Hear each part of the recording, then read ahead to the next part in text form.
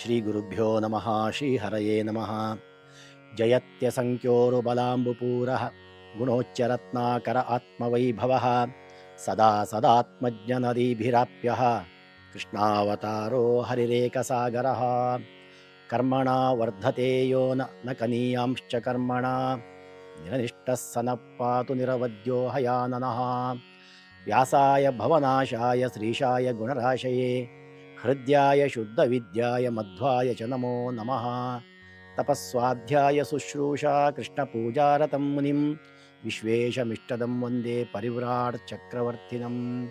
ಶ್ರೀ ಗುರುಭ್ಯೋ ನಮಃ. ಶ್ರೀಹರಯೇ ನಮಃ. ಪುರುಷೋತ್ತಮ ಮಾಸಸ್ಯ ಸ್ವಾಮೀ ಲಕ್ಷ್ಮೀ ಕೃಪಾನಿಧಿ ಪುರುಷೋತ್ತಮ ಸಂಜ್ಞೋ ವೈ ಯಥಾ ಜಾತೋ ವದಾಮಿ ತತ್. ನಾವೆಲ್ಲ 3 ವರ್ಷಕ್ಕೆ ಒಮ್ಮೆ ಬರತಕ್ಕಂತಹ ಒಂದು ಅದ್ಭುತವಾದ ಸಾಧನೆಯನ್ನು ನಡೆಸುವುದಕ್ಕೆ ಭಗವಂತ ನೀಡಿದಂತಹ ಕಾಲದ ಘಟ್ಟದಲ್ಲಿದ್ದೇವೆ. ಅಧಿಕ ಮಾಸ ಎಂಬಂತಹ ಒಂದು ಮಾಸ. ಈ ಅಧಿಕ ಮಾಸಕ್ಕೆ ಮಲಮಾಸ ಅಂತ ಎಂಬ ಹೆಸರು ಉಂಟು. ಬಹಳ ಆಶ್ಚರ್ಯ ಆಗ್ತದೆ. ಮಲಮಾಸ ಅಂತ ಹೆಸರು. ಮಲ ಅಂದರೆ ಕೊಳೆಯ ಮಾಸ ಅಂತ. ಈ ಕೊಳೆಯ ಮಾಸ, ಮಲದ ಮಾಸದಲ್ಲಿ ಏನು ನಮ್ಮ ಈ ವಿಶೇಷತೆಗಳು ಅಂದರೆ ಅದು ಭಗವಂತ ನೀಡಿದ ಒಂದು ಅದ್ಭುತವಾಗಿರತಕ್ಕಂತಹ ನಮಗೊಂದು ವರ. ಹೆಸರು ಮಲಮಾಸ. ಅದರ ಅರ್ಥ ಏನೆಂದರೆ ಮಲವನ್ನು ತೊಳೆಯುವ ಮಾಸ ಅಂತ ಅರ್ಥ. ಆ ಮಾಸ ಮಲಮಾಸ ಯಾಕೆ ಹೆಸರು? ಎಲ್ಲರ ಮಲವನ್ನು, ಎಲ್ಲರ ಕೊಳೆಯನ್ನು ತೊಳೆದು ಪುನೀತ ಪವಿತ್ರವನ್ನಾಗಿ ಮಾಡುವಂತಹ ಮಾಸ ಅದು ಅಧಿಕ ಮಾಸ ಅಂತ ಅದಕ್ಕೆ ಹೆಸರು. ಭಗವಂತನ ಸೃಷ್ಟಿಯೇ ಅದ್ಭುತ. ದೇವರು ಸ್ವತಃ ಅವನಿಗೋಸ್ಕರವಾಗಿ ಏನನ್ನೂ ಅವನು ಸೃಷ್ಟಿ ಮಾಡುವುದಿಲ್ಲ. ಅವನಿಗೆ ಏನೂ ಬೇಕಾಗಿಲ್ಲ. ಪೂರ್ಣ ತೃಪ್ತ ಅವನು. ಆಪ್ತಕಾಮಸ್ಯ ಕಾಸ್ಪೃಹ ಅಂತ ಉಪನಿಷತ್ತು ಹೇಳ್ತದೆ. ಹಾಗಾಗಿ ಅವನಿಗೆ ಏನೂ ಬೇಕಾಗಿಲ್ಲ. ನಾವು ಮನೆಯಲ್ಲಿ ಏನಾದರೂ ಸೃಷ್ಟಿ ಮಾಡಿಕೊಂಡ್ರೆ ನಮಗೋಸ್ಕರ ಅದು. ಮನೆಯಲ್ಲಿ ಅನ್ನ ಮಾಡುವುದಾಗ್ಬೋದು, ಸಾರು ಮಾಡುವುದಾಗ್ಬೋದು, ಏನೇ ಆಗಲಿ ನಮಗೋಸ್ಕರ. ಭಗವಂತನಿಗೋಸ್ಕರ ಏನೂ ಬೇಕಾಗಿಲ್ಲ. ಆದರೆ ಭಗವಂತ ಎಲ್ಲವನ್ನೂ ಸೃಷ್ಟಿ ಮಾಡ್ತಾನೆ. ಯಾಕೆಂದರೆ ಕರುಣೆಯಿಂದ ನಮಗೋಸ್ಕರ, ಜೀವಿಗಳ ಸಾಧನೆಗೋಸ್ಕರ ಭಗವಂತ ಈ ಬೇರೆ ಬೇರೆ ಬೇರೆ ಬೇರೆ ವಿಧವಾಗಿರತಕ್ಕಂಥ ಸೃಷ್ಟಿಯನ್ನು ಮಾಡಿದ್ದಾನೆ. ಅದರಲ್ಲಿ ಒಂದು ಸೃಷ್ಟಿ ನಮಗೋಸ್ಕರ ಭಗವಂತ ಕೊಟ್ಟದ್ದು ಕಾಲ. ಸ್ವಯಂ ತಾನೇ ಕಾಲರೂಪಿಯಾಗಿದ್ದುಕೊಂಡು ಕ್ಷಣ ಕ್ಷಣಕ್ಕೂ ನಮಗೆ ಸಾಧನೆ ಮಾಡಲಿಕ್ಕೆ ಅನುಕೂಲ ಮಾಡಿ ಕೊಟ್ಟಿದ್ದಾನೆ. ದಿವಸದ 24 ಗಂಟೆ, ವಾರದ 7 ದಿವಸ, ತಿಂಗಳಿನ 30 ದಿವಸ, ವರುಷದ 365 ದಿವಸ. ಹೀಗೆ ಆಯುರ್ಮಾನ, ನಮ್ಮ ಆಯುಷ್ಯ ಎಷ್ಟಿದೆಯೋ ಅಷ್ಟರವರೆಗೆ ಸಾಧನೆಯನ್ನು ಮಾಡಪ್ಪ ಅಂತ ಭಗವಂತ ಕಾಲವನ್ನು ಕೊಟ್ಟಿದ್ದಾನೆ. ಈ ಕ್ಷಣ, ಘಟಿಕ, ನಿಮಿಷ ಅಥವಾ ವಾರ, ತಿಥಿ ಇತ್ಯಾದಿ ಕಾಲವನ್ನು ಭಗವಂತ ಕೊಡದೇ ಹೋಗಿದ್ದರೆ ನಮಗೆ ಹೇಗೆ ಸಾಧನೆ ಮಾಡಲಿಕ್ಕಾಗ್ತದೆ? ಹಾಗಾಗಿ ಭಗವಂತ ಸಾಧನೆಗೆ ಕೊಟ್ಟಂತಹ ದೊಡ್ಡ ಕೊಡುಗೆಯಲ್ಲಿ ಒಂದು ಕಾಲ. ಅದನ್ನು ಯಾವ ರೀತಿ ಕೊಟ್ಟಿದ್ದಾನೆಂದರೆ ಕ್ಷಣವನ್ನು ನೀವು ವ್ಯರ್ಥ ಮಾಡಿಕೊಳ್ಳಬೇಡಿ ಅಂತ ಭಗವಂತ. ಕಾಲ ಈಗಿದ್ದ ಕ್ಷಣ ಮುಂದೆ ಇಲ್ಲ. ಮುಂದೆ ಒಂದು ಕ್ಷಣ ಇದೆ. ಹಿಂದಿನ ಕ್ಷಣ ಹೋಗಿಬಿಡ್ತು. ಆ ಕ್ಷಣ ಹೋಯ್ತು ಅಂತಾದರೆ ಏನಿಲ್ಲ. ನಾವೆಲ್ಲ ಸಾಯಂಕಾಲ ಹೊತ್ತಿಗೆ ಸಮುದ್ರದ ಬದಿಗೆ ಹೋಗಿ ಸನ್ಸೆಟ್ ನೋಡ್ತೇವೆ. ಎಷ್ಟು ಖುಷಿ ಪಡ್ತೇವೆ. ಆಹಾ, ಸೂರ್ಯಾಸ್ತಮಾನ ನೋಡಲಿಕ್ಕೆ ಎಷ್ಟು ಚಂದ ಅಂತ. ಖುಷಿ ಪಡುವ ಸಂದರ್ಭ ಅಲ್ಲ ಅದು. ದುಃಖ ಪಡಬೇಕು. ಬೆಳಿಗ್ಗೆ ಸೂರ್ಯೋದಯದಿಂದ ಸೂರ್ಯಾಸ್ತ ಆಯಿತು, ಹಗಲು ಕಳೆದು ಹೋಯಿತು. ಸಿಂಹಾವಲೋಕನ ಮಾಡಿಕೊಳ್ಳಿ. ಏನು ಮಾಡಿದ್ದೇವೆ ಈ ಒಂದು ದಿವಸ, ಹೆಂಗೆ ಕಳೆದೆವು ನಾವು? ಅದರಲ್ಲಿ ಭಗವಂತ ಒಂದು ಹಗಲಲ್ಲಿ ಏನೆಲ್ಲ ಕೊಟ್ಟಿದ್ದ? ಕರಣ ಕೊಟ್ಟಿದ್ದ, ಯೋಗ ಕೊಟ್ಟಿದ್ದ, ತಿಥಿ ಕೊಟ್ಟಿದ್ದ, ನಕ್ಷತ್ರ ಕೊಟ್ಟಿದ್ದ, ಅವತ್ತಿದ್ದು ಯೋಗಗಳನ್ನು ಕೊಟ್ಟಿದ್ದ. ಅದೆಲ್ಲವನ್ನು ಮರೆತು ಸಂಧ್ಯಾ ಕಾಲವನ್ನು ಕೊಟ್ಟಿದ್ದ. ಅದೆಲ್ಲವನ್ನು ಮರೆತು ಕೇವಲ ಭೋಗದಲ್ಲಿ ಮುಳುಗಿದ್ದೇವಂತಾದರೆ ಆ ಕಾಲ ಮತ್ತೆ ಬರುವುದಿಲ್ಲ. ಹಾಗಾಗಿ ಮನುಷ್ಯನ ಆಯುರ್ಮಾನದ ಒಂದು ದಿವಸ ಹೋಯಿತು, ಒಂದು ಕ್ಷಣ ಹೋಯಿತು ಅಂದರೆ ಸಾಧನೆಯ ಒಂದು ಕ್ಷಣ ಸುಮ್ಮನೆ ವೇಸ್ಟ್ ಆಯಿತು ಅಂತ. ಹಾಗಾಗಿ ದೇವರು ಕೊಟ್ಟಂತಹ ಅದ್ಭುತವಾಗಿರತಕ್ಕಂತಹ ಸಾಧನೆಗಳಲ್ಲಿ ಒಂದು ಈ ಕಾಲಗಳು. ಹಾಗಾಗಿ ಪ್ರತಿಯೊಂದು ಕಾಲಕ್ಕೂ ಒಂದೊಂದು ಮಹತ್ವವನ್ನು ಭಗವಂತ ಇಟ್ಟಿದ್ದಾನೆ. ಒಂದೊಂದು ತಿಥಿಗೂ, ಒಂದೊಂದು ವಾರಕ್ಕೂ, ಒಂದೊಂದು ಕ್ಷಣಕ್ಕೂ, ಒಂದೊಂದು ಮಾಸಕ್ಕೂ, ಒಂದೊಂದು ಸಂವತ್ಸರಕ್ಕೂ ಭಗವಂತ ಅದ್ಭುತವಾಗಿರತಕ್ಕಂಥ ಮಹಾತ್ಮೆಯನ್ನು ಇಟ್ಟಿದ್ದಾನೆ. ಹೀಗೆ ನಮ್ಮ ಸಾಧನೆಗೋಸ್ಕರವಾಗಿಯೇ ಭಗವಂತ ಸೃಷ್ಟಿಯನ್ನು ಮಾಡಿದ್ವಿ ಕಾಲ. ಅದಕ್ಕೋಸ್ಕರವಾಗಿ ನಾವು ಯುಗಾದಿಯನ್ನು ಅಷ್ಟು ಸಂಭ್ರಮದಿಂದ ಆಚರಣೆ ಮಾಡುವುದು. ಯುಗಾದಿ ಅಂದರೆ ಏನು? ಇಂತಹ ನಮಗೆ ಅದ್ಭುತವಾದ ಕಾಲವನ್ನು ಭಗವಂತ ಕೊಟ್ಟ ದಿವಸ ಅದು, ಎಲ್ಲವನ್ನು ಕೊಟ್ಟ ದಿವಸ. ಹಾಗಾಗಿ ಆ ಭಗವಂತ ಕೊಟ್ಟಂತಹ ಆ ಕಾಲವನ್ನು ನಾವು ಸಾರ್ಥಕ ಮಾಡಿಕೊಳ್ಳಬೇಕು. ಹೇಗೆ ಸಾರ್ಥಕ ಮಾಡಿಕೊಳ್ಳುವುದು? ಜೀವಿಸುವುದು. ಭಾಗವತದಲ್ಲಿ ಶುಕಾಚಾರ್ಯ ಹೇಳ್ತಾರೆ, ತರವಹ ಕಿಮ್ನ ಜೀವಂತಿ. ಮರಗಳೇನು ಬದುಕುವುದಿಲ್ವಾ? ಪ್ರಾಣಿಗಳೇನು ಉಸಿರಾಟ ಮಾಡುವುದಿಲ್ಲವೋ? ಹಾಗಾದರೆ ಮನುಷ್ಯ ತಿನ್ನುವುದು, ಉಸಿರಾಟ ಮಾಡುವುದು, ಮಲಗುವುದು ಇಷ್ಟಕ್ಕೆ ಮನುಷ್ಯನ ಜನ್ಮ ಸೀಮಿತವೋ? ಭಗವಂತ ಕೊಟ್ಟ ಜನ್ಮಗಳಲ್ಲಿ ಅದ್ಭುತವಾದ ಒಂದು ಜನ್ಮ ಮನುಷ್ಯ ಜನ್ಮ. 84 ಲಕ್ಷ ಜನ್ಮಗಳನ್ನು ಹೇಳ್ತಾರೆ. ಅದರಲ್ಲಿ 83,99,999 ಜನ್ಮವು ವೇಸ್ಟ್. ಒಂದೇ ಒಂದು ಜನ್ಮ ಸಾರ್ಥಕ. ದುರ್ಲಭಂ ಮಾನುಷಂ ಜನ್ಮ. ಮನುಷ್ಯ ಜನ್ಮ ಬಹಳ ದುರ್ಲಭ, ಬಹಳ ಕ್ಲಿಷ್ಟ, ಸಿಗುವುದಿಲ್ಲ. ಬೇಕು ಅಂದರೆ ಎಷ್ಟೋ ಸಾವಿರ ಜನ್ಮದ ಪುಣ್ಯದ ಫಲ ಈ ಮನುಷ್ಯ ಜನ್ಮ. ಭಗವಂತ ಆ ಜನ್ಮವನ್ನು ಕೊಟ್ಟಾಗ ನಾವು ಅದನ್ನು ಸಾರ್ಥಕ ಮಾಡಿಕೊಳ್ಳಬೇಕು. ಅದು ಹೇಗೆ ಅಂದರೆ, ಪ್ರತಿ ಕ್ಷಣ ಪ್ರತಿ ಕಾಲದಲ್ಲೂ ಕೂಡ ನಾವು ವ್ಯರ್ಥ ಮಾಡಿಕೊಳ್ಳದೇನೆ ಅದನ್ನು ಸಾರ್ಥಕ ಮಾಡಿಕೊಂಡಾಗ ಈ ಜನ್ಮ ಸಾರ್ಥಕ ಆಗ್ತದೆ ಅಂತ. ಪ್ರಹ್ಲಾದ ಗುರುಕುಲದಲ್ಲಿರಬೇಕಾದ್ರೆ ಅವನ ಸ್ನೇಹಿತರು ಕರೀತಾರೆ, ಇವತ್ತು ಮಾಸ್ಟ್ರು ಗುರುಗಳು ಬಂದಿಲ್ಲ ಪಾಠಕ್ಕೆ, ಫ್ರೀ ಆಗಿದ್ದೇವೆ, ಆಟ ಆಡುವ ಬಾ ಅಂತ. ಅದಕ್ಕೆ ಪ್ರಹ್ಲಾದ ಹೇಳ್ತಾನೆ, ಮಕ್ಕಳೇ, ಈ ಜನ್ಮ ಆಟ ಆಡಲಿಕ್ಕೆ ಭಗವಂತ ಕೊಟ್ಟದ್ದಲ್ಲ. ಓಮಾರ ಆಚರೇತ್ ಪ್ರಾಜ್ಞ ಧರ್ಮಂ ಭಾಗವತಾನಿಹ ದುರ್ಲಭಂ ಮಾನುಷಂ ಜನ್ಮ ತದಪಿ ಅರ್ಥದಂ ಅಧ್ರುವಂ. ಪ್ರಹ್ಲಾದನ ಮಾತು ಬಹಳ ಅದ್ಭುತವಾದ, ಬಹಳ ದುರ್ಲಭವಾದ, ಎಷ್ಟೋ ಜನ್ಮ ನಂತರ ಸಿಗುವಂಥ ಒಂದು ಜನ್ಮ ಕೊಟ್ಟಿದ್ದಾನೆ. ಹಾಗಾಗಿ ದೇವರು ಕೊಟ್ಟಂತಹ ಈ ದೇಹದಿಂದ, ದೇವರು ಕೊಟ್ಟಂತಹ ಈ ಸಮಯದಲ್ಲಿ ಸಾಧ್ಯವಾದಷ್ಟು ನಾವು ಸಾಧನೆಯನ್ನು ಮಾಡಬೇಕು. ಅದಕ್ಕೋಸ್ಕರವಾಗಿ ಭಗವಂತ ಒಂದು ಕೊಟ್ಟ ಕಾಲ ಅಧಿಕ ಮಾಸ. ಇದು 33 ತಿಂಗಳಿಗೊಮ್ಮೆ ಬರತಕ್ಕಂಥದ್ದು ಅಧಿಕ ಮಾಸ. ಈ ಕಾಲದ ಲೆಕ್ಕಗಳು ಸಂವತ್ಸರ, ಇಡಾವತ್ಸರ, ವತ್ಸರ, ಈ ರೀತಿಯಾಗಿ ಬೇರೆ ಬೇರೆ ರೀತಿಯಾಗಿ ಲೆಕ್ಕ ಮಾಡ್ತಾರೆ. ಸೌರಮಾನ, ಚಾಂದ್ರಮಾನ, ಹೀಗೆಲ್ಲ. ಚಾಂದ್ರಮಾನದ ದಿವಸದ ಪ್ರಕಾರವಾಗಿ 354 ದಿವಸ ಆಗ್ತದೆ ಒಂದು ವರ್ಷ. ಸೌರಮಾನದ ಪ್ರಕಾರ 365. ಒಂದು ವರ್ಷಕ್ಕೆ 11 ದಿವಸ ವ್ಯತ್ಯಾಸ ಬರ್ತದೆ ಸೌರಮಾನಕ್ಕೂ ಚಾಂದ್ರಮಾನಕ್ಕೂ. 3 ವರ್ಷಕ್ಕೆ ಆಗಬೇಕಾದರೆ, 3 ವರ್ಷ 3 ತಿಂಗಳು ಆಗಬೇಕಾದ್ರೆ ಅದು ಸರಿಯಾಗಿ 33 ಅಂದರೆ 30 ದಿವಸ ವ್ಯತ್ಯಾಸಗಳು, 33 ಅಂತ ಮಾಡ್ತಾರೆ. ಅದನ್ನು 11 11 11 ಅಂತ. ಹೀಗೆ ಒಂದು ತಿಂಗಳು ಎಕ್ಸ್ಟ್ರಾ ಬರ್ತದೆ. ಆ ತಿಂಗಳು ಮಲ ಆಗ್ತದೆ. ಅದು ಎಕ್ಸ್ಟ್ರಾ ಬಂದು ಕೂಡ ಅದಕ್ಕೇನು ಸ್ವಾರಸ್ಯ ಇಲ್ಲ, ಅದಕ್ಕೊಂದು ಮಲಿನತ್ವ ಬರ್ತದೆ. ಅದು ಯಾಕೆ ಮಲಿನತ್ವ ಬರ್ತದೆ ಅಂತೇಳಿದರೆ, ಅಸಂಕ್ರಾಂತವಾದಂತಹ ಮಾಸ ಅದು. ಪ್ರತಿಯೊಂದು ಮಾಸಕ್ಕೂ ಸೂರ್ಯನ ಸಂಕ್ರಮಣ ಇರ್ತದೆ.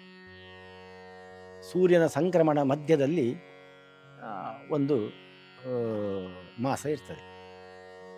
ಆದರೆ ಯಾವ ಮಾಸಕ್ಕೆ ಸೂರ್ಯನ ಸಂಕ್ರಮಣವೇ ಇರುವುದಿಲ್ಲವೋ ಆ ಮಾಸ ಅಧಿಕ ಮಾಸ ಅಂತ ಅನ್ಸ್ಕೊಂಡು, ಅಸಂಕ್ರಾಂತವಾಯಿತು ಅಂತಾದರೆ ಆವಾಗ ಅದಕ್ಕೊಂದು ದೋಷ ತರ್ತದೆ. ಸಂಕ್ರಮಣ ಆಯಿತು ಅಂತಾದರೆ ಸೂರ್ಯನ ಒಂದು ಸ್ಪರ್ಶ ಉಂಟಾದ್ದರಿಂದಾಗಿ ಅದಕ್ಕೆ ಪಾವಿತ್ರ್ಯ ಉಂಟು ಎಲ್ಲ ಮಾಸಗಳಿಗೂ.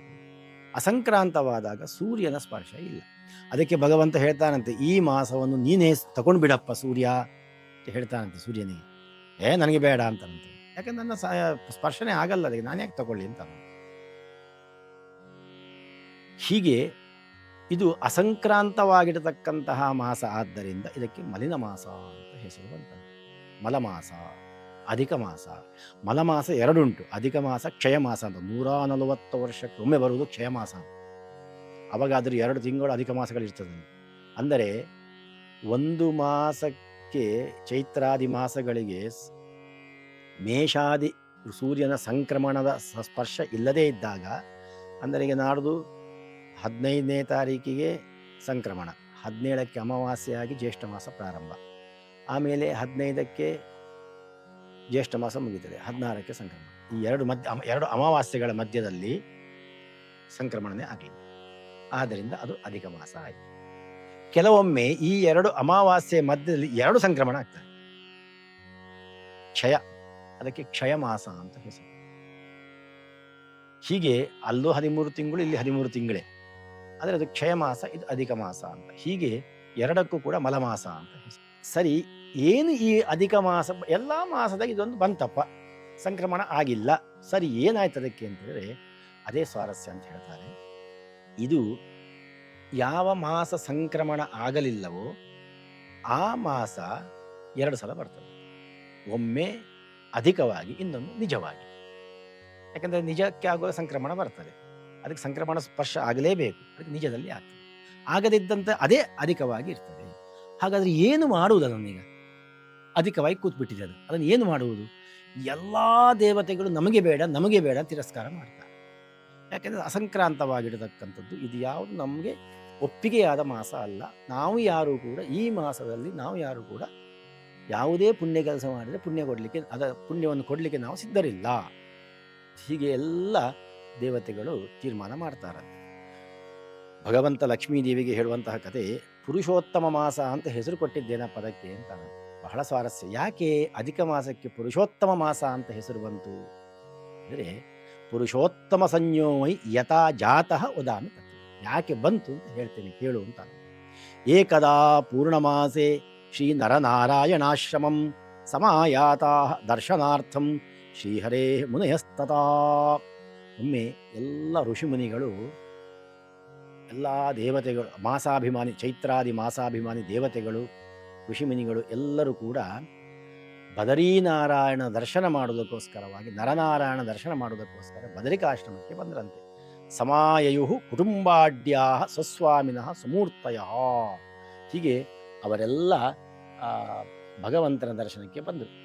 ಬಂದ ಮೇಲೆ ಅವರು ಬಂದಾಗ ಅಲ್ಲಿಗೆ ಸರಿಯಾಗಿ ಎಲ್ಲರೂ ಬಂದ್ರಲ್ಲ, ಚೈತ್ರಾದಿ ಮಾಸಾಭಿಮಾನಿ ದೇವತೆಗಳು ಬಂದರು. ಅಲ್ಲಿಗೆ ಮಲಮಾಸಕ್ಕೆ ಅಭಿಮಾನಿಯಾದಂಥ ಒಬ್ಬ ಇದ್ದ. ಆ ಮಾಸಕ್ಕೊಂದು ಚೈತನ್ಯ ರೂಪವಾದ ಅಭಿಮಾನಿ ದೇವತೆ ಇರಲೇಬೇಕು. ಮಲಮಾಸಾಭಿಮಾನಿಯಾಗಿರತಕ್ಕಂತಹ ಒಬ್ಬ ಅಭಿಮಾನಿ ದೇವತೆ ಅಲ್ಲಿ ಬಂದಂತೆ. ತತಃ ಪಶ್ಚಾತ್ ಸಮಾಯಾತೋ ಮಲಮಾಸೋ ನಿರೀಶ್ವರ. ಅವನು ಹೇಗಿದ್ದ? ಕೃಷ್ಣವರ್ಣ ಮಲಿನಶ್ಚ ಪಾನ ಭೋಜನ ವಿವರ್ಜಿತ. ಕಪ್ಪಾಗಿದ್ದಂತೆ, ಮಲಿನವಾಗಿದ್ದಂತೆ, ಪಾನ ಭೋಜನಗಳು ಕುಡಿಯಲಿಕ್ಕೇನಿಲ್ಲ, ತಿನ್ನಲಿಕ್ಕೇನಿಲ್ಲ, ಹೀಗೆ ಏನೂ ಇಲ್ಲದೆ ಇದ್ದಂತೆ. ಸ್ನಾನ ಪೂಜ ವಿಹೀನಾಶ್ಚ ಅಸ್ಪೃಶ್ಯ ಸರ್ವೈ ತಿರಸ್ಕೃತ. ಸ್ನಾನ ಇಲ್ಲ, ಪೂಜೆ ಇಲ್ಲ, ಜಪ ಇಲ್ಲ, ಏನೂ ಇಲ್ಲದೆ ಎಲ್ಲರಿಂದಲೂ ತಿರಸ್ಕೃತನಾಗಿ ಅಲ್ಲಿಗೆ ಬಂದಿದ್ದಂತೆ. ಅವನನ್ನು ನೋಡಿದ ಕೂಡಲೇ ತಮೂಚು ಸಕಲಾಸ್ತತ್ರ ಹೆನಾತಂ ಚ ಜುಗುಪ್ಸಿತಂ. ಅವನನ್ನು ನೋಡಿ ಎಲ್ಲರೂ ಕೂಡ ಜುಗುಪ್ಸೆ ಪಟ್ಟರಂತೆ, ಅಲ್ಲಿದ್ದ ದೇವತೆಗಳೆಲ್ಲ ಅವನನ್ನು ತಿರಸ್ಕಾರ ಮಾಡಿದ್ರಂತೆ. ಆಮೇಲೆ ಹೇಳ್ತಾರಂತೆ, ಅಲ್ಲಿ ಎಲ್ಲ ಮಾತಾಡ್ಕೊಳ್ತಾರಂತೆ, ಯಾರು ಮುಟ್ಬೇಡಿ ಇವನನ್ನು. ಯಾಕೆ? ಅನರ್ಹ ಮಲಮಾಸೋಯಂ. ಇವ ಮಲಮಾಸ, ಮಲಿನ ಇವನು ಅನರ್ಹ. ಯಾಕೆ? ಸೂರ್ಯ ಸಂಕ್ರಮ ವರ್ಜಿತ. ಸೂರ್ಯನ ಸಂಕ್ರಮಣ ಏನಿದೆ ಅದು ಇವನಿಗೆ ಆಗ್ತಾ ಇಲ್ಲ. ಆದ್ದರಿಂದಾಗಿ ಇವನಿಗೆ ಯಾವುದೇ ಮುಟ್ಟಿಸಿಕೊಳ್ಳುವಂತಹ ಯೋಗ್ಯತೆ ಇಲ್ಲ. ಇವನು ಅನರ್ಹನಾಗಿದ್ದ, ಮಲಿನನಾಗಿದ್ದಾನೆ ಹೇಳ್ತಾನೆ. ಯಾಕೆ ಅಂತ ಹೇಳಿದ್ರೆ, ಯಾರು ಇವನು? ಹಾಗಾದರೆ ಯಾವ ದೇವತೆಗಳು ಇವನನ್ನು ಮುಟ್ಟಿಸಿಕೊಂಡಿಲ್ಲ ಅಂತ ಯಾರು? ಅಧಿಕ ಮಾಸಕ್ಕೆ ಆ ಮಲಮಾಸದ ಅಭಿಮಾನಿ ಅಂದರೆ ಯಾರದು ಅಂತ ಪ್ರಶ್ನೆ ಬಂದಾಗ ಅದನ್ನೂ ಹೇಳ್ತಾರೆ. ದಕ್ಷ ಚಂದ್ರಮಸೆ ಪ್ರಾದ ಸಪ್ತವಿಂಶತಿ ಕನ್ಯಕಾ. ದಕ್ಷನಿಗೆ 27 ಮಂದಿ ಹೆಣ್ಣು ಮಕ್ಕಳು ಹುಟ್ಟುತ್ತಾರೆ, ನಕ್ಷತ್ರಾಭಿಮಾನಿ ದೇವತೆಗಳು. ಅವರನ್ನೆಲ್ಲ ಚಂದ್ರನಿಗೆ ಕೊಟ್ಟು ಮದುವೆಯನ್ನು ಮಾಡ್ತಾನಂತೆ. ತತಶ್ಚ ಅಯಂ ಸಮುತ್ಪನ್ನ ತಾಸಾ ಮಲಮಯೋತಿ ವೈ. ಆಮೇಲೆ ದಕ್ಷನಿಗೆ ಹುಟ್ಟಿದವನು ಇವನಂತೆ. ಇವನು ಆ ಎಲ್ಲ 27 ನಕ್ಷತ್ರಗಳ ಮಲರೂಪವಾಗಿ ಹುಟ್ಟಿದ್ದಾನೆ, ಕೊಳೆಯ ರೂಪವಾಗಿ ಹುಟ್ಟಿದ್ದಾನೆ. ಹಾಗಾಗಿ ಅವನು ಈ ಮಲಮಾಸಕ್ಕೆ ಅಭಿಮಾನಿಯಾಗಿದ್ದ. ಇವನು ಮಲರೂಪಿಯಾದದ್ದರಿಂದಾಗಿ ಇವನು ಮಲಮಾಸಕ್ಕೆ ತತಶ್ಚ ಅಯಂ ಸಮುತ್ಪನ್ನ ತಾಸಾಂ ಮಲಮಯೋಸ್ತಿ ವೈ ತಾಸಾಂ ಉಚ್ಚಿಷ್ಟ ರೂಪೋಯಂ ಸಮುತ್ಪನ್ನ ತ್ರಿದೋಷಕರು. ಹಾಗಾಗಿ ಅವರ ಅಷ್ಟು 27 ಜನರ ಉಚ್ಚಿಷ್ಟ ರೂಪವಾಗಿರತಕ್ಕಂಥವನಾದ್ದರಿಂದ ಇವನು ತಿರಸ್ಕೃತ, ಮಲಮಾಸಾಭಿಮಾನಿ ದೇವತೆಯವನು ಅಂತ. ಹೀಗೆ ಅವನನ್ನು ಎಲ್ಲರೂ ಕೂಡ ತಿರಸ್ಕಾರ ಮಾಡ್ತಾರಂತೆ. ಆಗ ಅವನಿಗೆ ಬಹಳ ಬೇಸರ ಆಯಿತು. ಅವನು ನೇರವಾಗಿ ವೈಕುಂಠಕ್ಕೆ ಹೋಗ್ತಾನಂತೆ. ವೈಕುಂಠಕ್ಕೆ ಹೋಗಿ ಭಗವಂತನನ್ನು ಪ್ರಾರ್ಥನೆ ಮಾಡ್ತಾನೆ. ದೇವರೇ, ನಾನೇನು ತಪ್ಪು ಮಾಡಿದ್ದೇನೆ? ನಾನು ಹುಟ್ಟುವಾಗಲೇ ಮಲನಾಗಿ ಹುಟ್ಟಿಬಿಟ್ಟಿದ್ದೇನೆ. ಹಾಗಾಗಿ ಆ ಅಧಿಕ ಮಲಮಾಸದ ಅಭಿಮಾನಿಯಾಗಿದ್ದೇನೆ ನಾನು. ಆ ಹುಟ್ಟಿದಾಗ ಅದು ಮಲಮಾಸ ಅಂತ ಆಯ್ತಂತೆ. ಅವನು ಹುಟ್ಟಿದ ಕೂಡಲೇ ಆ ಮಾಸವೇ ಮಲಮಾಸ ಆಗಿಬಿಡ್ತಂತೆ, ಅವನು ಹುಟ್ಟಿದ ಮಾಸ. ನಾನೇನು ತಪ್ಪು ಮಾಡಿದ್ದೇನೆ? ಅವರೆಲ್ಲ ಮಲರೂಪವಾಗಿ ಹುಟ್ಟಿ ಕೂಡಲೇ ನಾನು ತಿರಸ್ಕೃತ ಯಾಕೆ ಆಗಬೇಕು? ಯಾರೂ ನನ್ನನ್ನು ಮುಡ್ತಾ ಇಲ್ಲ, ಯಾರೂ ನನ್ನ ಕಾಲದಲ್ಲಿ ಪುಣ್ಯ ಕೆಲಸ ಮಾಡ್ಲಿಕ್ಕೆ ಒಪ್ಪಲ್ಲ. ಮಲಮಾಸದಲ್ಲಿ ಯಾರೂ ಕೂಡ ಪುಣ್ಯ ಕೆಲಸ ಮಾಡಲಿಕ್ಕೆ ಒಪ್ತಾ ಇಲ್ಲ. ನಾನು ಏನು ಮಾಡಲಿ? ಯಾಕೆಂದರೆ ಎಲ್ಲರೂ ತಿರಸ್ಕಾರ ಮಾಡಿದರೆ ಆ ಮಾಸಕ್ಕೆ ಬಹಳ ಸಮಸ್ಯೆ. ಮಾಸಾಭಿಮಾನಿ ದೇವತೆಗಳು ಬಹಳ ವಿಜೃಂಭಿಸ್ತಾರೆ. ಚೈತ್ರ, ವೈಶಾಖ, ಮೇಷ, ನಾನು ಶ್ರೇಷ್ಠ, ನಾನು ಶ್ರೇಷ್ಠ. ಯಾಕೆ? ಚೈತ್ರ ಮಾಸದಲ್ಲಿ ಅಷ್ಟು ಹಬ್ಬಗಳು, ವೈಶಾಖ ಮಾಸದಲ್ಲಿ ಅಷ್ಟು ಹಬ್ಬಗಳು, ಜ್ಯೇಷ್ಠ ಮಾಸದಲ್ಲಿ ಒಂದಿಷ್ಟು ಹಬ್ಬಗಳು, ಶ್ರಾವಣ ಮಾಸದಲ್ಲಿ, ಆಷಾಢ ಮಾಸದಲ್ಲಿ, ಭಾದ್ರಪದ ಮಾಸದಲ್ಲಿ, ಪ್ರತಿಯೊಂದು ಮಾಸದಲ್ಲಿ ಒಂದೋ ಒಂದು ಹಬ್ಬ ಉಂಟೇ ಉಂಟು. ಯಾಕೆಂದರೆ ಪ್ರತಿಯೊಂದು ಮಾಸಕ್ಕೂ ಕೂಡ ಶ್ರೇಷ್ಠತೆ ಉಂಟು. ಹಾಗಾಗಿ ಆ ಮಾಸಾಭಿಮಾನ ದೇವತೆ ಒಳ್ಳೆ ದಷ್ಟಪುಷ್ಟನಾಗಿ, ಸ್ವರೂಪನಾಗಿ, ಒಳ್ಳೆ ಕಾಂತಿಯುಕ್ತನಾಗಿ, ಯಾಕೆಂದರೆ ಎಲ್ಲ ದೇವತೆಗಳು ಆಶ್ರಯಿಸಿದ್ದಾರೆ ಎಲ್ಲ ಮಾಸವನ್ನು. ಆದರೆ ಮಲಮಾಸ ಯಾವ ದೇವತೆಗಳು ಆಶ್ರಯಿಸಿಲ್ಲ. ಹಾಗಾಗಿ ಯಾವ ಪುಣ್ಯ ಕೆಲಸಗಳು ಆಗ್ತಾ ಇಲ್ಲ ಅಲ್ಲಿ. ಹಾಗಾಗಿ ನಾನು ಏನು ಮಾಡಬೇಕು ಅಂತ ಬಹಳ ದುಃಖದಿಂದ ಭಗವಂತನನ್ನು ಪ್ರಾರ್ಥನೆ ಮಾಡಿದಾಗ, ಏನು ಯೋಚನೆ ಮಾಡಬೇಡ, ನಿನಗೆ ಇಷ್ಟು ಸಮಸ್ಯೆ ಆಗಿದೆ ಅಲ್ವಾ, ನಾನೇ ನಿನಗೊಂದು ವ್ಯವಸ್ಥೆ ಮಾಡ್ತೇನೆ ಅಂತ ಭಗವಂತ ಹೇಳ್ತಾನೆ. ಯಾವಾಗ ಅಸಂಕ್ರಾಂತ ಮಾಸ ಆಗ್ತದೋ ಆ ದಿವಸ ಪ್ರಥಮವಾಗಿ ಹೋಗಿ ಭಗವಂತ ಅವನೊಂದು ತೀರ್ಥಸ್ಥಾನದಲ್ಲಿ ಮುಳುಗಿಸ್ತಾನಂತ. ತೀರ್ಥದಲ್ಲಿ ಮುಳುಗಿಸಿದ ಕೂಡಲೇ ಅವನು ಪಳ ಪಳ ಪಳ ಪಳ ಹೊಳಿತಾನಂತೆ. ಅವನಲ್ಲಿದ್ದಂತಹ ಕಪ್ಪು ಬಣ್ಣ, ಮಲಿನ ಇದೆಲ್ಲ ಹೋಗಿ ಪಳ ಪಳ ಪಳ ಹೊಳಿತಾನಂತೆ. 12 ಮಾಸಗಳಲ್ಲಿ ಅದು ಹೇಗಿದ್ದ ಅಂತ ಮೊದಲವನು ಹೇಳ್ತಾರೆ. 12 ಮಾಸದಲ್ಲಿ ಒಳ್ಳೆ ಪುಣ್ಯ ಕೆಲಸ ಆಗ್ತದೆ. ಒಂದಿಷ್ಟು ಆ ಮಾಸದಲ್ಲಿ ಕೊಳೆ ಇರ್ತದೆ, ಅಂದರೆ ಮಾಸದ ದೋಷ ಇರ್ತದೆ. ಎಲ್ಲ ಮಾಸಕ್ಕೆ ಒಂದೊಂದು ಇಷ್ಟು ದೋಷಗಳಂತೂ ಉಂಟು.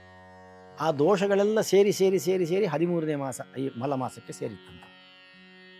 12 ಮಾಸಗಳು ತಮ್ಮ ದೋಷವನ್ನು ಏನು ಮಾಡಿದ್ದಾವೆ, ಈ ಕೊಳೆಯನ್ನು ಈ ಮಲಮಾಸಕ್ಕೆ ಅಂಟಿಸಿಬಿಟ್ಟಿದ್ದಾವೆ. ಹಾಗಾಗಿ 12 ಮಾಸದ ಕೊಳೆಯ ರೂಪದಲ್ಲಿ ಇದ್ದಂತೆ 13ನೇ ಮಾಸ ಅಧಿಕ ಮಾಸ. ಯಾವಾಗ ಭಗವಂತ ಅವನನ್ನು ನದಿಯಲ್ಲಿ ಮುಳುಗಿಸಿ ಅವನಿಗೆ ಅನುಗ್ರಹ ಮಾಡಿದ್ನೋ ಆವಾಗ ಫಳ ಫಳ ಫಳ ಹೊಳಿಲಿಕ್ಕೆ ಶುರುವಾಗಿದ್ದಂತೆ. ಅವನಿಗೆ ಹೇಳಿದಂತೆ ಭಗವಂತ, ನೀನು ಬಹಳ ಒಳ್ಳೆ ಕೆಲಸ ಮಾಡಿದ್ದಿ, ಎಲ್ಲ ತಿರಸ್ಕಾರ ಮಾಡಿದ್ರಂತ ಎಲ್ಲೆಲ್ಲಿಗೂ ಹೋಗಲಿ ನನ್ನ ಹತ್ರ ಬಂದಿ. ಹಾಗಾಗಿ ನೀನು ಬಂದದ್ದು ಯಾರ ಹತ್ತಿರ? ಈ ಪುರುಷೋತ್ತಮನ ಹತ್ತಿರ. ಅವನು ಯಾಕೆ ಅದು ಪುರುಷೋತ್ತಮ ಮಾಸ ಅಂತಾಯ್ತು ಅಂದರೆ, ಆ ಮಲಮಾಸ ತೀರ್ಮಾನ ಮಾಡಿದಂತೆ ಈ ಎಲ್ಲ ದೇವತೆಗಳು ನನ್ನನ್ನು ತಿರಸ್ಕಾರ ಮಾಡಿದರು. ಆದರೆ ಇವರು ಯಾರು ಉಪಯೋಗ ಇಲ್ಲ, ನಾನು ಯಾರ ಹತ್ರನೂ ಪ್ರಾರ್ಥನೆ ಮಾಡಲ್ಲ. ಯಾಕಂದ್ರೆ ಇವರೆಲ್ಲರಿಗಿಂತ ಉತ್ತಮನಾದ ಒಬ್ಬ ಇದ್ದಾನೆ, ಅವನು ಅನುಗ್ರಹ ಮಾಡಿದ್ರೆ ಇವರು ಯಾರ ಅನುಗ್ರಹ ಬೇಕಾಗಿಲ್ಲ. ಯಾಕೆ? ಅವನು ಪುರುಷೋತ್ತಮ, ಇವರೆಲ್ಲರಿಗಿಂತ ಉತ್ತಮ ಅವನು. ಹಾಗೆ ಈ ಯಾವ ದೇವತೆಗಳನ್ನು ನಾನು ಪ್ರಾರ್ಥನೆ ಮಾಡುವುದಿಲ್ಲ. ಹೋಗಿ ಈ ಎಲ್ಲ ದೇವತೆಗಳಿಗಿಂತಲೂ ಉತ್ತಮನಾದಂತಹ ಎಲ್ಲ ದೇವತೆಗಳು ಯಾರನ್ನು ಆಶ್ರಯಿಸಿಕೊಂಡಿದ್ದಾರೆ ಅವನನ್ನೇ ನಾನು ಹೋಗಿ ಆಶ್ರಯಿಸ್ತೇನೆ ಅಂತ ಆ ದೃಷ್ಟಿಯಿಂದ ಬಂದು ಭಗವಂತನನ್ನು ಪ್ರಾರ್ಥನೆ ಮಾಡಿದ್ದ. ಅಂದರೆ ಇವನು ಪುರುಷೋತ್ತಮ ಎಂಬಂತಹ ಭಾವನೆಯಿಂದ ಬಂದು ಭಗವಂತನನ್ನು ಪ್ರಾರ್ಥನೆ ಮಾಡಿದ್ದರಿಂದ ಪುರುಷೋತ್ತಮ ರೂಪಿಯಾಗಿ ಭಗವಂತನಿಗೆ ಅನುಗ್ರಹ ಮಾಡಿದ. ಇವತ್ತಿನಿಂದ ಈ 13ನೇದಾದ ಈ ಮಲಮಾಸಕ್ಕೆ ನೀನು ಯಾವ ಚಿಂತನೆ ಮಾಡಿಕೊಂಡು ಪುರುಷೋತ್ತಮ ಚಿಂತನೆ ಮಾಡಿಕೊಂಡು ಬಂದಿದ್ದೀಯೋ ಆ ಪುರುಷೋತ್ತಮನಾದಂತಹ ನಾನೇ ನಿಯಾಮಕ. ಈ ಮಾಸವನ್ನು ನಾನೇ ನಿಯಮಿಸ್ತೇನೆ, ನಿಯಮನ ಮಾಡ್ತೇನೆ. ನೀನು ಅಭಿಮಾನಿಯಾಗಿರು, ನಾನು ನಿಯಾಮಕನಾಗಿರ್ತೇನೆ ಹೇಳಿ ಭಗವಂತ ನೇರವಾಗಿ ಆ ಮಾಸಕ್ಕೆ ತಾನೇ ನಿಯಾಮಕನಾಗಿ ಕೂತ್ಬಿಟ್ಟ. ಹಾಗಾಗಿ ಆ ಮಾಸ ಅಧಿಕ ಮಾಸ, ಅದು ಮಲಮಾಸ ಅಂತ ಹೇಳಿದರೂ ಕೂಡ ಆವತ್ತಿನಿಂದ ಮಲ ಇದ್ದ ಮಾಸ ಅಲ್ಲ, ಪುರುಷೋತ್ತಮನ ಮಾಸವಾಗಿ ಎಲ್ಲರ ಮಲವನ್ನು ಕಳೆಯುವ ಮಾಸ ಆಯ್ತಂತೆ, ಎಲ್ಲರ ಕೊಳೆಯನ್ನು ತೊಳೆಯುವ ಮಾಸ ಆಯ್ತಂತೆ. ಪುರುಷೋತ್ತಮ ಸಂಯೋಗಾತ್ ಪುರುಷೋತ್ತಮ ಸಂಶ್ರಯಾತ್ ಪುರುಷೋತ್ತಮ ಮಾಸೋಯಂ ದೇವೋಸ್ಯ ಪುರುಷೋತ್ತಮ ಅಂತ ಹೇಳ್ತಾರೆ. ಪುರುಷೋತ್ತಮನಾದಂತಹ ಭಗವಂತನನ್ನು ಆಶ್ರಯಿಸಿದ್ದರಿಂದ ಈ ಮಾಸಕ್ಕೆ ಪುರುಷೋತ್ತಮ ಮಾಸ ಅಂತ ಹೇಳಿ ಸ್ಪಷ್ಟವಾಗಿ ಆ ಮಾಸಕ್ಕೆ ತಾನೇ ನಿಯಾಮಕನಾಗಿ ಬಂದು ನಿಂತಿದ್ದಾನೆ ಅಂತ ಹೇಳ್ತಾರೆ. ಈ ಮಾಸ ಬರುವ ಮೊದಲು ಹೇಗಿತ್ತು ಅಂತ ಶಾಸ್ತ್ರ ಹೇಳ್ತದೆ. ಸರ್ವೇ ಮಾಸಾಹ ಪ್ರಥಮಂ ಗರ್ಜಂತಿ ಸ್ಮ ಮುಹುರ್ಮುಹು ನಾಸ್ಮಾದೃಶಂ ಕಿಂಚಿದಸ್ತಿ ತಾರಕಂ ಭುವನತ್ರಯೇ. ಪ್ರತಿಯೊಂದು ಚೈತ್ರಾದಿ ಮಾಸಾಭಿಮಾನಿ ದೇವತೆಗಳು ಹೇಳ್ತಿದ್ರು, ನಮಗೆ ಸಮಾನವಾದ ಮಾಸ ಇನ್ನೊಂದಿಲ್ಲ, ಎಲ್ಲರಲ್ಲೂ ನಾವೇ ಶ್ರೇಷ್ಠರು. ಚೈತ್ರ ಮಾಸ ಹೇಳ್ತದೆ, ನನ್ನ ಮಾಸದಲ್ಲಿ ರಾಮನವಮಿ ಬರ್ತದೆ, ಇನ್ನೊಂದು ಬರ್ತದೆ, ವೈಶಾಖ ಮಾಸ ನನ್ನ ಮಾಸದಲ್ಲಿ ಗಂಗಾ ಸ್ನಾನ ಬಹಳ ವಿಶೇಷ. ಹಾಗೆ ಒಂದೊಂದು ಮಾಸ ನಾವೇ ಶ್ರೇಷ್ಠ ನಾವೇ ಶ್ರೇಷ್ಠ ಅಂತ ಗರ್ಜನೆ ಮಾಡ್ತಿದ್ವಂತೆ. ಕಿಂತು ಶ್ರೀಹರಿಣಾ ಯಾವನ್ ಮಲಮಾಲಸ್ತ್ವಧಿಷ್ಠಿತ ತಥೋ ದ್ವಾದಶ ಮಾಸಾಸ್ತೆ ಬಭೂರ್ ಭಗ್ನಗರ್ವಕಾ. ಯಾವಾಗ ಭಗವಂತ ಸಾಕ್ಷಾತ್ ಪುರುಷೋತ್ತಮನಾದ ಶ್ರೀಹರಿಯೇ ಈ ಮಾಸಕ್ಕೆ ನಿಯಾಮಕನಾಗಿ ಅಧಿಷ್ಠಾತ್ರವಾಗಿ ನಿಂತು ಬಿಟ್ಟನೋ, ಆವಾಗ ಉಳಿದ ಎಲ್ಲ ಮಾಸಗಳು ಕೂಡ ತಮ್ಮ ಗರ್ವವನ್ನು ಕಳ್ಕೊಂಡವಂತೆ, ತಮ್ಮ ಕಾಂತಿಯನ್ನು ಕಳ್ಕೊಂಡವಂತೆ. ಯಾಕೆ ಅಂತ ಹೇಳಿದರೆ ಈ ಮಾಸ ಅಷ್ಟು ಅದ್ಭುತವಾಗಿ ಹೋಯಿತು. ಭಗವಂತನೇ ಸಾಕ್ಷಾತ್ ತಾನು ನಿಯಾಮಕನಾಗಿ ನಿಂತು ಬಿಟ್ಟ. ಭಗವಂತ ನಿಂತ ಮೇಲೆ ಭಗವಂತನಿಗೆ ಯಾರು ಎದುರಿದ್ದಾರೆ? ಹಾಗಾಗಿ ಯಾಕೆಂದರೆ ಅನಾಥಂ ಮಲಮಾಸಂ ದೃಷ್ಟ ಕೃಪಾವಶ ಪ್ರಭು ಸ್ವೀಚಕಾರ ಶರಣ್ಯಸ್ತಂ ಶರಣಾಗತ ಮೇಮಸ. ಅನಾಥನಾಗಿ ಬಂದು ಪ್ರಾರ್ಥನೆ ಮಾಡಿದಂತಹ ಆ ಮಲಮಾಸನನ್ನು ನೋಡಿ ಭಗವಂತ ಕರುಣೆಯಿಂದ ಬಹಳ ಅವನನ್ನು ಉದ್ಧಾರ ಮಾಡಬೇಕೆಂಬ ದೃಷ್ಟಿಯಿಂದ ಅವನನ್ನು ಸ್ವೀಕಾರ ಮಾಡಿದ್ದಾನಂತೆ. ಹಾಗಾಗಿ ಭಗವಂತ ಅದಕ್ಕೆ ಆ ಮಲಮಾಸ ಏನಿದೆ ಅದು ಅಷ್ಟು ಭಗವಂತನಿಗೆ ಇಷ್ಟವಾಗಿರತಕ್ಕಂಥ ಮಾಸ ಅದಕ್ಕೆ ಪುರುಷೋತ್ತಮ ಮಾಸ ಅಂತ ಹೆಸರು ಬಂತ. ಹಾಗಾಗಿ ಪುರುಷೋತ್ತಮ ಅಂತ ಹೇಳಿದರೆ ಅದೊಂದು ಭಗವಂತನದ್ದೊಂದು ವಿಶಿಷ್ಟವಾಗಿರತಕ್ಕಂತಹ ಸ್ವರೂಪ. ಆ ಮಾಸದಲ್ಲಿ ಏನು ಮಾಡಿದರೂ ಕೂಡ ಅಧಿಕ ಅಂತ. ಕಿಂ ವಕ್ತವ್ಯಂ ಮಹಾಲಕ್ಷ್ಮಿ ಯತ್ರ ನಾರಾಯಣ ಸ್ವಯಂ ಪ್ರಸನ್ನ ತಿಷ್ಠತೆ ತಸ್ಯ ಭಾಗ್ಯಂ ಪುಣ್ಯಂ ಕಥಾನಕಂ. ಯಾವ ಮಾಸಕ್ಕೆ ತಾನೇ ಸ್ವಯಂ ಪ್ರಸನ್ನನಾಗಿ ಅನುಗ್ರಹ ಮಾಡಿ ಭಗವಂತನೇ ನಿಯಾಮಕನಾಗಿ ನಿಂತಿದ್ದಾನೋ ಆ ಮಾಸದ ಭಾಗ್ಯಕ್ಕೆ ಎಣೆಯಲ್ಲಿದೆ ಅಂತ ಭಗವಂತನೇ ಲಕ್ಷ್ಮೀದೇವಿಗೆ ಹೇಳ್ತಿದ್ದಾನೆ. ಅನ್ಯಮಾಸ ಕೃತಾತ್ ಪುಣ್ಯಾತ್ ಜಪಾದ್ಯು ಹೋಮಾತ್ ಪ್ರಧಾನಕಾತ್ ಅನಂತ ಗುಣಕಂ ತ್ವತ್ರ ಕೃತಂ ಭವತಿ ಸರ್ವತಾ. ಬೇರೆ ಮಾಸದಲ್ಲಿ ಮಾಡಿದಂತಹ ಯಾವೆಲ್ಲ ಪುಣ್ಯ ಇದೆ ಅಂದರೆ ಜಪ, ಹೋಮ, ದಾನ ಇದೆಲ್ಲವೂ ಕೂಡ ಮಲಮಾಸದಲ್ಲಿ ಮಾಡಿದಾಗ ಅನಂತವಾಗಿ ಅದರದ್ದು ಪುಣ್ಯ ಪ್ರಾಪ್ತಿಯಾಗ್ತದಂತೆ. ಎಷ್ಟು ಅಂದರೆ ಕೆಲವರಿಗೆ ಭೀಷ್ಮ ಪಂಚಕವ್ರತ ಮಾಡಬೇಕು ಅಂತಿರ್ತದೆ, ವಿಷ್ಣು ಪಂಚಕವ್ರತ ಮಾಡಬೇಕು ಅಂತಿರ್ತದೆ. ವಿಷ್ಣು ಪಂಚಕವ್ರತ ವರ್ಷ ಇಡೀ ಮಾಡಬೇಕು ವಿಷ್ಣು ಪಂಚಕ ಅಂದರೆ. ಆಗಲ್ಲ ಅಂದರೆ ಅಧಿಕ ಮಾಸದಲ್ಲಿ 5 ಉಪವಾಸ ಮಾಡಿ ಸಾಕು, ಅದು ವಿಷ್ಣು ಪಂಚಕ ವ್ರತ ಮಾಡಿದ ಫಲ ಬರ್ತದೆ. ಹೀಗೆ ಯಾವ ಯಾವ ಮಾಸಗಳಲ್ಲಿ ಕೆಲವೊಮ್ಮೆ ನಮಗೆ ಮಾಡಲಿಕ್ಕೆ ಅಸಾಧ್ಯ ಅಂತ ಇರ್ತದೋ ಅದನ್ನು ಅಧಿಕ ಮಾಸದಲ್ಲಿ ಮಾಡಿದ್ರೆ 2 ಪಟ್ಟು ಜಾಸ್ತಿ ಪುಣ್ಯ. ಅಥವಾ ಯಾವ ಮಾಸದಲ್ಲಿ ಏನು ಮಾಡ್ತೇವೋ ಅದನ್ನು ಅಧಿಕ ಮಾಸದಲ್ಲಿ ಮಾಡಿದ್ರೆ ಆ ಮಾಸದ ಹಿಂದಿನ ಮಾಸದಲ್ಲಿ ಬರುವಂತಹ ಪುಣ್ಯಕ್ಕಿಂತ 2 ಪಟ್ಟು ಜಾಸ್ತಿ ಅಧಿಕ ಮಾಸದಲ್ಲಿ ಬರ್ತದೆ. ಹೀಗೆ ಅಧಿಕ ಮಾಸದ ಪುಣ್ಯದ ಫಲ ಅದು ಮಾಸೋಯಂ ಅಧಿಕ ಸರ್ವ ಪುಣ್ಯಾಧಿಕ ಪ್ರದೋಮತಃ.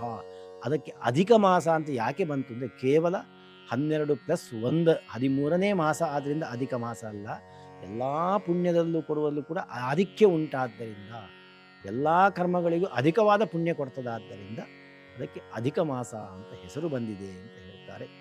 ಸಾಧಾರಣವಾಗಿ ಪುರುಷೋತ್ತಮನ ಕ್ಷೇತ್ರ ಅಂದರೆ ಅದು ಪುರಿ ಕ್ಷೇತ್ರ, ಜಗನ್ನಾಥ ಅದು ಪುರುಷೋತ್ತಮ ಕ್ಷೇತ್ರ ಅಂತ.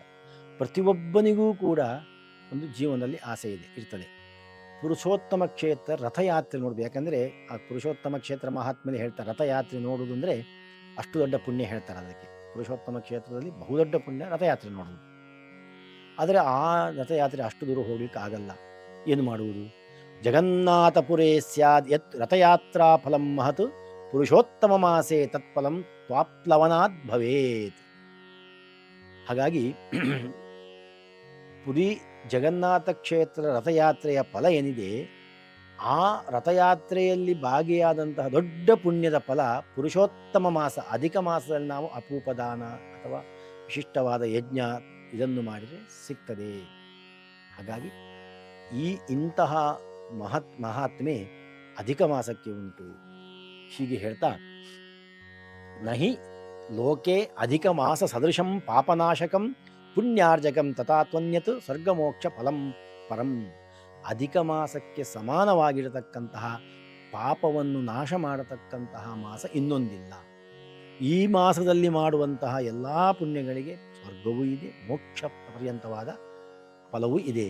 ಹಾಗಾಗಿ ದ್ವಾದಶಾನಾಂತು ಮಾಸಾನಾಂ ಫಲಾನಿ ಪಾಪಾನಿ ಮಲಮುಚ್ಯತೆ ಮಲ ಪ್ರಕ್ಷಾಲನ ಶಕ್ತಃ ಮಲಮಾಸ ಕೃತೋಸ್ತಿ ವೈ. 12 ಮಾಸದಲ್ಲೂ ಕೂಡ ನಾವು ಮಾಡುವಾಗ ಆ 12 ಮಾಸದಲ್ಲಿ ಏನಾದರೂ ನಾವು ಸಾಧನೆ ಮಾಡುವಾಗ ಒಂದಿಷ್ಟು ಮಲ ನಮಗೆ ಅಂಟಿಕೊಳ್ತದೆ, ಆ ಮಾಸದ ಮಲ. ಈ 12 ಮಾಸದಲ್ಲಿ ಮಾಡಿದಂತಹ ಮಲವನ್ನು ತೊಳ್ಕೊಳ್ಳೋದು ಹೇಗೆ ನಾವು? ಅಂದರೆ 13ನೇ ಮಾಸವಾದ ಅಧಿಕ ಮಾಸದಲ್ಲಿ ನಾವು ಮಾಡುವ ಪುಣ್ಯಕರ್ಮ 12 ಮಾಸದಲ್ಲಿ ಅಂಟಿಕೊಂಡಂತಹ ಮಲವನ್ನು ಅದು ತೊಳೆದು ಹಾಕ್ತದೆ. ಏತತ್ತುಲ್ಯ ನ ಕೋಪಿ ಅನ್ಯ ಕಾರ್ತಿಕಾದಿಷು ಸುಂದರಿ ಸರ್ವೇ ಮಾಸ ತಥಾ ಪಕ್ಷ ಪರ್ವಾಣಿ ಅನ್ಯಾನಿ ಯಾನಿ ಚ ಪುರುಷೋತ್ತಮ ಮಾಸಸ್ಯ ಕಲಾಂ ನಾರ್ಹಂತಿ ಷೋಡಶೀಂ. ಯಾವ ಮಾಸಗಳೇ ಇರಲಿ, ಯಾವ ಪಕ್ಷಗಳೇ ಇರಲಿ, ಯಾವ ಪರ್ವಕಾಲಗಳೇ ಇರಲಿ, ಅಧಿಕ ಮಾಸದ ಪುಣ್ಯದ 16ರ ಒಂದು ಅಂಶಕ್ಕೂ ಕೂಡ ಅದು ಯಾವುದು ಸಮಾನ ಆಗುವುದಿಲ್ಲ. ಸಾಧನಾನಿ ಸಮಸ್ತಾನಿ ನಿಗಮೋಕ್ತಾನಿ ಯಾನಿ ಚ ಮಾಸಸ್ಯೇತಸ್ಯ ನಾರ್ಹಂತಿ ಕಲಾಮಪಿ ಷೋಡಶೀಂ. ಯಾವ ಯಾವ ಸಾಧನೆಯನ್ನು ವೇದಾದಿಗಳಲ್ಲಿ ಪುರಾಣಾದಿಗಳಲ್ಲಿ ಹೇಳಿದ್ದಾರೋ ಅದೆಲ್ಲ ಸಾಧನೆಗಳೇನಿದೆ ಅದೆಲ್ಲ ಶಾಸ್ತ್ರೋಕ್ತವಾಗಿ ಸಕಲ ಸಾಧನೆಗಳೂ ಕೂಡ ಈ ಅಧಿಕ ಮಾಸದಲ್ಲಿ ಮಾಡುವ ಸಾಧನೆಗೆ 16ರ ಒಂದು ಅಂಶಕ್ಕೆ ಸಮಾನ ಆಗುವುದಿಲ್ಲ. ಹೀಗೆ ಹೇಳ್ತಾರೆ. ದ್ವಾದಶಾಬ್ದ ಸಹಸ್ರಾಣಿ ಗಂಗಾ ಸ್ನಾನೇನ ಯತ್ ಫಲಂ. 12 ವರ್ಷ ಗಂಗಾ ಸ್ನಾನ ಮಾಡಿದರೆ ಯಾವ ಫಲ ಬರ್ತದೋ, ಅಥವಾ ಗೋದಾವರಿ ಸಕಸ್ನಾತ್ವ ಯತ್ಫಲಂ ಸಿಂಹಗೇ ಗುರು. ಸಿಂಹರಾಶಿಯಲ್ಲಿ ಗುರು ಇದ್ದಾಗ ಗೋದಾವರಿಯ ಒಂದು ಸ್ನಾನ ಏನಿದೆ ಅದು ಬಹಳ ಪುಣ್ಯ ಅಂತ ಹೇಳ್ತಾರೆ. ಆ ಪುಣ್ಯ ತದೇವ ಫಲಮಾಪ್ನೋತಿ ಮಾಸೇ ವೈ ಪುರುಷೋತ್ತಮೆ ಸಕತ್ ಸುಸ್ನಾನ ಮಾತ್ರ ಯತ್ರ ಕುತ್ರಾಪಿ ಸುಂದರಿ. ಎಲ್ಲಾದರೂ ಯಾವುದಾದ್ರೂ ನದಿಯಲ್ಲಿ ಹೋಗಿ ನೀವು ಸ್ನಾನ ಮಾಡಿದ್ರೆ ಸಾಕಂತೆ ಅಧಿಕ ಮಾಸದಲ್ಲಿ. ಆವಾಗ ನಿಮಗೆ ಗಂಗಾ ಸ್ನಾನದ 12 ವರ್ಷ ಗಂಗಾ ಸ್ನಾನ ಮಾಡಿದ ಫಲ, ಗುರುವು ಸಿಂಹರಾಶಿಯಲ್ಲಿದ್ದಾಗ ಗೋದಾವರಿ ಸ್ನಾನವನ್ನು ಮಾಡಿದ ವಿಶೇಷ ಫಲ ಅದು. ಸಿಂಹರಾಶಿಯಲ್ಲಿ ಗುರು ಇದ್ದಾಗ ಆವಾಗ ಅಂತಹ ಅದ್ಭುತವಾದ ಫಲ ಅಧಿಕ ಮಾಸದಲ್ಲಿ ಮಾಡುವಂತಹ ಒಂದು ಸ್ನಾನದಿಂದ ಪ್ರಾಪ್ತಿಯಾಗ್ತದೆ ಅಂತ ಹೇಳ್ತಾರೆ. ಅಧಿಕ ಮಾಸಗಳೇನಿದೆ ಇದೆಲ್ಲ ನಮಗೆ ನಾನಾ ವಿಧವಾಗಿರತಕ್ಕಂತಹ ಪುಣ್ಯವನ್ನು ತಂದುಕೊಡತಕ್ಕಂತಹ ಅದ್ಭುತವಾಗಿರತಕ್ಕಂತಹ ಒಂದು ಕಾಲ ಸಮಯ. ಹಾಗಾಗಿ ನಾವು ಈ ಅಧಿಕ ಮಾಸವನ್ನು ಎಂದೂ ಕೂಡ ನಾವು ವ್ಯರ್ಥ ಮಾಡಿಕೊಳ್ಳಬಾರದು. ಕೊಟ್ಟಂತಹ ಈ ಮಾಸ, ಭಗವಂತ ಕೊಟ್ಟಂತಹ ಅಪರೂಪಕ್ಕೆ ಸಿಗತಕ್ಕಂಥ ಈ ಮಾಸದಲ್ಲಿ ನಾವು ಆದಷ್ಟು ಮಲವನ್ನು ಕಳೆದುಕೊಳ್ಳಬೇಕು. ಇದು ಅಧಿಕ ಮಾಸದ ಒಂದು ವಿಶೇಷವಾಗಿರತಕ್ಕಂಥ ಮಹಾತ್ಮೆ.